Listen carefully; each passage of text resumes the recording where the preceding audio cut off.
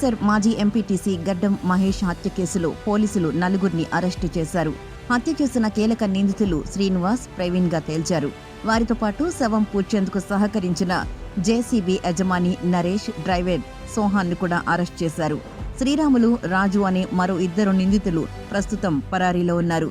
ఈ నెల 15న గడ్డం మహేష్ ఆఫీసులోనే హత్య జరిగినట్టు నిర్ధారణ అయింది.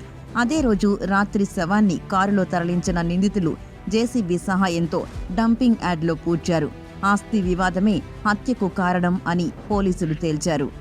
ఘట్కేసర్ పోలీస్ స్టేషన్ పరిధిలోని మాజీ ఎంపీటీసీ మహేష్ ఈ నెల 17న బయటకు వెళ్లి తిరిగి రాలేదు.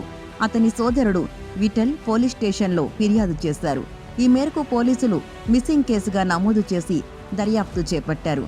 ఇంతలో వాళ్లకు విస్తుపోయే నిజాలు తెలిసాయి. తాజాగా ఎఫ్సీ నగర్ డంపింగ్ యార్డ్ వద్ద మహేష్ మృతదేహం లభ్యమైంది. పూడ్చిన మృతదేహాన్ని స్థానిక ఎంఆర్ఓ పంచనామా తర్వాత డంప్ యార్డ్ వద్దే వైద్యులు పోస్టుమార్టం చేశారు. కళ్లలో కారం చల్లి పారతో తలపై దాడి చేయడంతో మహేష్ అక్కడికక్కడే మృతి చెందాడని నిర్ధారించారు.